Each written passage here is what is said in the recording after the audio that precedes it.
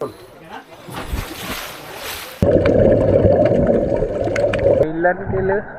One of the best ആണെന്ന് തന്നെ പറയാം.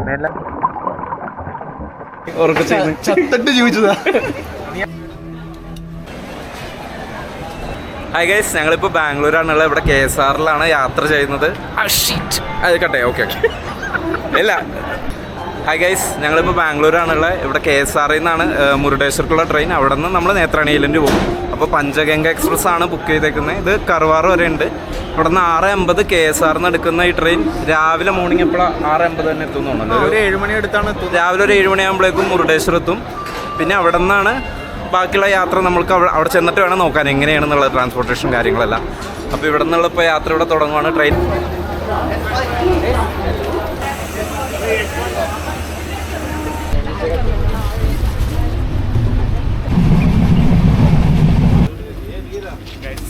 അപ്പം നമ്മൾ മുരുടേശ്വർ എത്തിയിരിക്കുകയാണ്. ഹായ് ഗൈസ്, അപ്പോൾ മുരുടേശ്വർ രാവിലെ ഒരു 6:45 ഞങ്ങൾ മുരുടേശ്വർ എത്തി. ഒരു 2.5 കിലോമീറ്ററാണ് ഇവിടെ നിന്ന് കാണിക്കുന്നത് നമ്മൾ മുരുടേശ്വർ ടെമ്പിളിലോട്ട്. അപ്പോൾ അവിടെ ചെന്നിട്ട് ഒന്ന് ഫ്രഷപ്പ് ആവാമെന്ന് കരുതുന്ന ഒരു ചെറിയ റൂമൊക്കെ എടുത്ത് ഫ്രഷപ്പ് ആവാമെന്ന് വിചാരിച്ച. കാരണം ഇനി ഞങ്ങൾക്ക് 12 മണിക്കാണ് സ്കൂബ ഡൈവിങ്ങിന് പോകേണ്ടത്. അപ്പോൾ 4 പേരാണ് ഫ്രഷപ്പ് ആവാൻ വേണ്ടിയിട്ട് റൂമിലോട്ട് പോകുന്നത്. ഒരു 500 കൊടുത്തിട്ട് ഞങ്ങൾ ഫ്രഷപ്പ് ആവാൻ വേണ്ടിയിട്ട് ഇവിടെ റൂം എടുത്തേക്ക്. ഇവിടെ ഓൾമോസ്റ്റ് എല്ലായിടത്തും ഈ ഒരു റേറ്റിൽ നമുക്ക് കിട്ടും കേട്ടോ റൂമൊക്കെ. ഇപ്പോൾ സമയം ഒരു 9:30 ആയി. ഞങ്ങളിപ്പോൾ ഹോട്ടലിൽ നിന്ന് ഫ്രഷപ്പൊക്കെ ചെയ്ത് കഴിഞ്ഞ് ബ്രേക്ക്ഫാസ്റ്റും കഴിച്ച് ഇപ്പോൾ മുരുടേശ്വർ ടെമ്പിളിലോട്ട് വന്നേക്കുക. 12 മണിക്കാണ് ഇനിയിപ്പോൾ അവിടെ സ്കൂബ സ്പ്രിൻറ്റിൽ പോകേണ്ട സമയം. അപ്പോൾ എന്തായാലും ഇനിയൊരു നല്ലൊരു ടൈം ഉള്ളതുകൊണ്ട് ഇവിടെ മുരുടേശ്വർ ടെമ്പിളിലോട്ട് വന്നേക്കണം. ഇവിടെ ഇപ്പോൾ ഏകദേശം ഒരു 1.5 മണിക്കൂർ ഇവിടെ അതിൻ്റെ അകത്ത് സ്പെൻഡ് ചെയ്യാനുള്ളതുണ്ട്. പക്ഷേ ടെമ്പിളിലോട്ട് കയറാൻ ചെന്നപ്പോഴാണ് മനസ്സിലായത് നമുക്ക് ജീൻസാണ് ഞങ്ങൾ ഇട്ടിട്ടുണ്ടായിരുന്നത്. അപ്പോൾ മുണ്ട് കൊടുക്കണം, അല്ലെങ്കിൽ ഫോർമൽ പാൻസോ കാര്യങ്ങളൊക്കെ ആയിരിക്കണം. അപ്പോൾ ഡ്രസ്സ് ഇല്ലാത്തതുകൊണ്ട് പിന്നെ ഞങ്ങൾ കയറിയില്ല. പിന്നെ 20 രൂപയാണ് ഈ വാച്ച് ടവറിൽ കയറാനായിട്ട്. 18 ഫ്ലോറാണ് ഇത് വരുന്നത്. ആ ഒരു 20 രൂപ ടിക്കറ്റ് എടുത്ത് ഞങ്ങൾ വാച്ച് ടവറിൽ കയറി. വാച്ച് ടവറിൻ്റെ മുകളിൽ നമുക്ക് 4 സൈഡിലുള്ള വ്യൂവും കിട്ടും. അപ്പോൾ 3 സൈഡ് കടൽ തന്നെയാണ് വരുന്നത്.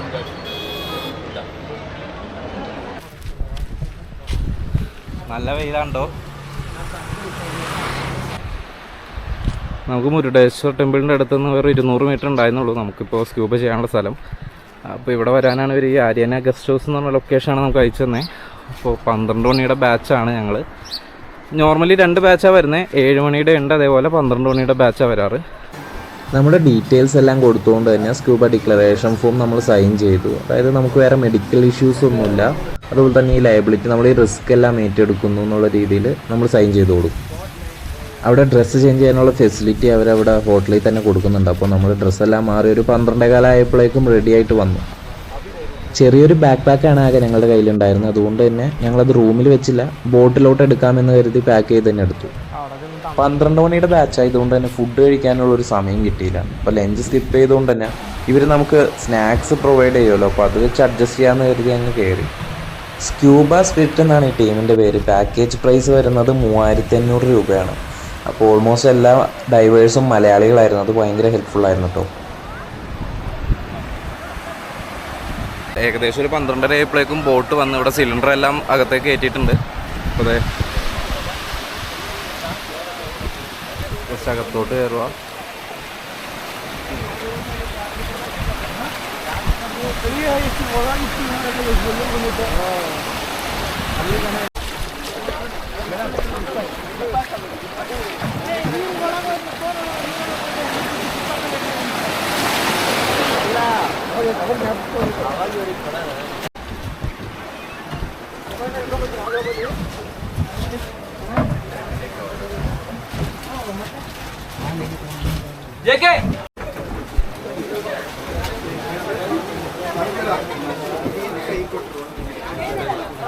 Okay, never do inside vomiting anything in the boat. Okay, never use the dustbin for vomiting and all. Make sure the emergency windows you can see over there. No? Do it through that way only. Okay, we already provided snacks for everyone. If anyone get left, just inform them, they'll give you snacks and all. Okay, make sure that all trash will go to the dustbins only. If you throw anything outside the boat, we will throw you outside that person. Okay, you have to bring it back. Okay, and we have the washroom on the boat. You can use as a toilet while running time only. There's strictly one for everyone. Okay, once you reach over, never request for anyone for washroom. Okay, if you want to use over there, get a life jacket, get in the water, do whatever you want. But make sure be far away from the board, okay? Not very close to the board. And be silent, never make any noise while doing over there. Okay, if you use the washroom over there while dive time, people are in the water, water will get completely dirty water, that's why. Okay, never try. സത്യം പറയാലോ, നല്ല ആഗ്രഹത്തോടെ നല്ല excited ആയിട്ടാണ് ബോട്ടിൽ കയറിയത്. Vlog എടുക്കണം, video എടുക്കണം, അങ്ങനെ ഒരുപാട് ആഗ്രഹങ്ങൾ ഉണ്ടായിരുന്നു. പക്ഷെ ബോട്ട് അങ്ങ് കുറച്ച് മൂവ് ചെയ്തപ്പോഴേക്കും എനിക്ക് മോഷൻ സിക്നസ് കിട്ടി. ഞാൻ കാണിച്ചൊരു മണ്ടത്തരം എന്താണെന്ന് വെച്ച് കഴിഞ്ഞാൽ, അവർ വന്ന സ്നാക്സ് എല്ലാം ഞാൻ ആദ്യം തന്നെ കഴിച്ചു. അങ്ങനെ തലവേദന കൂടിയപ്പോൾ ഞാൻ കണ്ണടച്ചങ്ങ് കിടന്നു. പിന്നെ ഒരു മണിക്കൂർ കഴിഞ്ഞാണ് ഞാൻ എണീക്കുന്നത്. കാരണം 20 കിലോമീറ്ററാണ് നമുക്ക് ഈ ഒരു ഡിസ്റ്റൻസ് വരുന്നത്, മുരുടേശ്വർ ടു ഈ നേത്രാണി ഐലൻഡ്. അപ്പോൾ ഒരു മണിക്കൂറോളം യാത്രയുണ്ട് നമുക്ക് ബോട്ടിൽ തന്നെ. ഡൈവിംഗ് ഇൻസ്ട്രക്ടർ വന്ന് വിളിച്ചപ്പോഴാണ് ഞാൻ കണ്ണുറക്കുന്നത്. ആകെ കിളി പോയിരിക്കുന്ന അവസ്ഥ. പുള്ളി പറഞ്ഞപ്പോഴാണ് മനസ്സിലായത് ആദ്യമായിട്ട് ഞാനാണ് ഡൈവ് ചെയ്യേണ്ടത്. ആകെ ഛർദ്ദിച്ച അവശതായി. ഒന്ന് വൊമിറ്റ് ചെയ്ത് കഴിഞ്ഞപ്പോഴാണ് ഞാൻ കുറച്ചെങ്കിലും ഒന്ന് ഓക്കെ ആയത്. പക്ഷെ എങ്കിൽ പോലും എനിക്ക് ഡൈവ് ചെയ്യാനുള്ള ഒരു മാനസികാവസ്ഥ, ഒരു എനർജി ഒന്നും ഉണ്ടായിരുന്നില്ല. പിന്നെ ഏതോ ഒരു അബോധാവസ്ഥയിൽ അങ്ങ് ചെയ്തു. ആ ബോട്ടിൽ ഓൾമോസ്റ്റ് ഒരു 30% ആളുകൾക്കും ഈ ഒരു സീ സിക്നസ് കിട്ടിയിട്ടുണ്ടായിരുന്നു. കാരണം ഐലൻഡ് എത്തിയപ്പോഴേക്കും ഓൾമോസ്റ്റ് എല്ലാവരും നല്ല ടയേർഡായിരുന്നു. കുറച്ച് പേരൊക്കെ വൊമിറ്റ് ചെയ്തിരുന്നു. ഇവിടെ ഏറ്റവും ബേസിക് ആയിട്ടുള്ള ഒരു കാര്യം എന്ന് പറഞ്ഞു കഴിഞ്ഞാൽ, നമുക്ക് ഡൈവിംഗ് ഇൻസ്ട്രക്ടേഴ്സ് പറഞ്ഞിരുന്ന സൈൻ ലാംഗ്വേജ് നമ്മൾ പ്രോപ്പറായിട്ട് അറിഞ്ഞിരിക്കുക എന്നുള്ളതാണ്.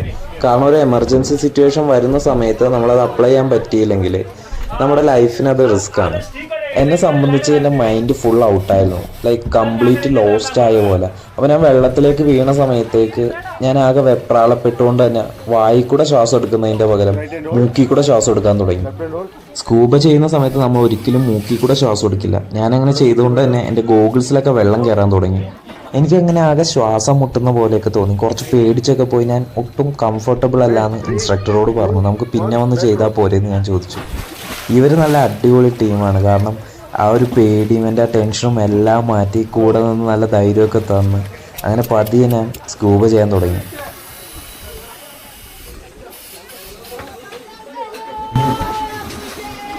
Right hand hold. Right hand. Left hand hold. Okay. 3, 2, 1. Back roll.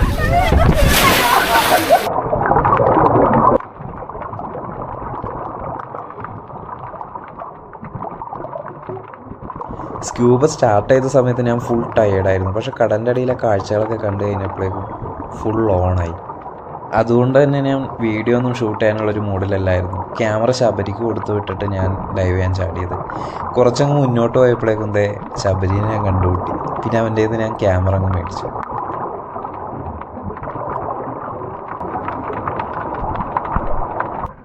ഇത് ഈ വീഡിയോ കാണുന്ന പോലെ ഒന്നല്ല കേട്ടോ, ശരിക്കും നമ്മൾ നേരിട്ട് കണ്ട് എക്സ്പീരിയൻസ് ചെയ്യേണ്ട ഒരു സംഭവമാണ്. ഈ ഒരു ബ്ലൂ ഫിഷിനെ ഞാൻ ആദ്യം കണ്ട സമയത്ത് ഞാൻ ആകെ അത്ഭുതപ്പെട്ടു പോയി. ലൈക്ക് ഇത് ഒറിജിനൽ ആണോ എന്നുള്ള രീതിയിലാണ് ഞാൻ ആദ്യം ചിന്തിച്ചത്. അതുപോലെ തന്നെ മറ്റൊരു കാര്യം എന്താണെന്ന് വെച്ച് കഴിഞ്ഞാൽ, ഒരുപാട് ഫിഷ് ഞങ്ങൾ കണ്ടിരുന്നു. പക്ഷെ എല്ലാം എനിക്ക് വീഡിയോയിൽ ഇൻക്ലൂഡ് ചെയ്യാൻ പറ്റിയില്ല കേട്ടോ.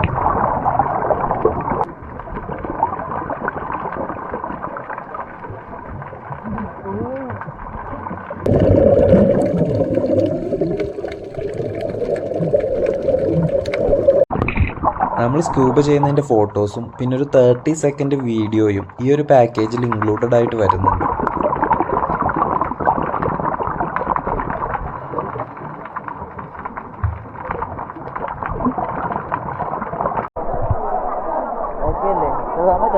പെർഫെക്റ്റ്. ഓക്കെ, സമയം 2:50.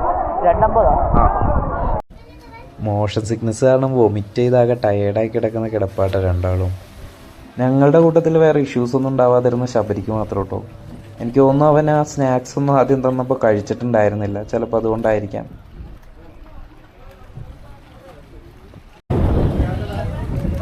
സ്ക്യൂബ കഴിഞ്ഞ് വന്നു. അപ്പോൾ ഇനിയിപ്പോൾ സ്നോർക്കലിംഗ് ഉണ്ട്. നമുക്ക് അൺലിമിറ്റഡ് സ്നോർക്കലിംഗ് ആണ്. എന്ന് വെച്ച് കഴിഞ്ഞാൽ 8 പേര് വെച്ചാണ് സ്ക്യൂബ ചെയ്തുകൊണ്ടിരുന്നത്. അപ്പോൾ ഒരു 10-30ഓളം പേരുണ്ട്. അപ്പോൾ അവരുടെ ടൈം കഴിയുന്നവരെ നമുക്ക് ഇവിടെ അൺലിമിറ്റഡ് ആയിട്ട് ഇവിടെ സ്നോർക്കൽ ചെയ്യാനുള്ളൊരു അവസരമുണ്ട്.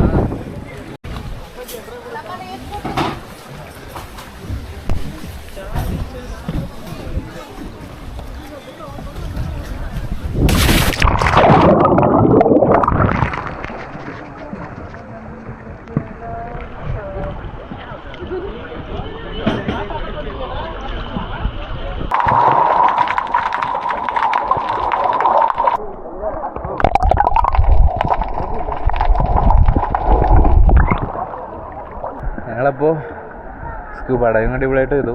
ഓൾമോസ്റ്റ് ഒരു 12 മീറ്റർ ഡെപ്ത് പോയല്ലോ അല്ലേ? 12 to 15 I think. ഒരു 12 to 15 മീറ്റർ ഡെപ്ത് പോകാൻ പറ്റി. കുറേ അടിപൊളി, ഇതുവരെ ആദ്യമായിട്ടായി അതുപോലത്തെ എല്ലാം മീനുകളൊക്കെ കാണുന്നത്. അടിപൊളിയായിരുന്നു. ഫസ്റ്റ് എക്സ്പീരിയൻസാണ്. മെയിൻലാൻഡ് ഇന്ത്യയിൽ ഇത് വൺ ഓഫ് ദ ബെസ്റ്റ് ആണെന്ന് തന്നെ പറയാം. മെയിൻലാൻഡ് ഇന്ത്യയിൽ വേറൊരു സ്കൂബ ഡൈവിങ് ഇത്രത്തോളം ക്ലിയർ വാട്ടറിൽ തരണില്ല.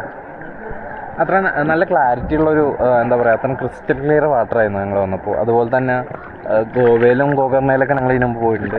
അവിടെ സ്കൂബ ചെയ്തപ്പോഴായാലും ഇത്രയും നമുക്ക് കോറൽസോ അല്ലെങ്കിൽ ഫിഷൊന്നും കാണാൻ പറ്റിയിട്ടുണ്ടായിരുന്നില്ല. പക്ഷേ ഇത് അടിപൊളിയായിരുന്നു, ഒരു രക്ഷയുണ്ടായിരുന്നില്ല. പിന്നെ ഇവരുടെ മെയിൻ അഡ്വാൻറ്റേജ് എന്താണെന്ന് വെച്ചാൽ മോസ്റ്റ് ഓഫ് ദ ഡൈവേഴ്സ് മല്ലൂസാണ്. സോ നമ്മൾ കേരളത്തിൽ നിന്ന് വന്നവർക്ക് ഇത് ഭയങ്കര ഒരു ഉപകാരപ്രദമായിരിക്കും.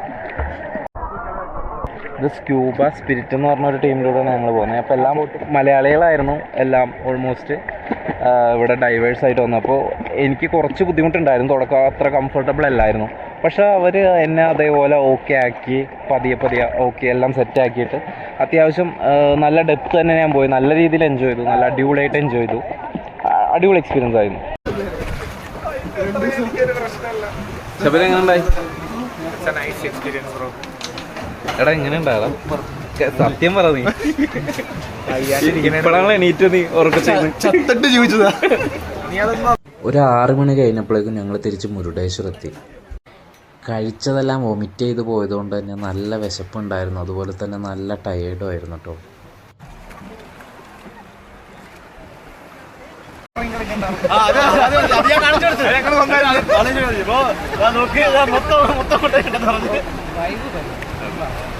ഇന്നൊരു കുറച്ച് കുറവുണ്ടായിരുന്നു.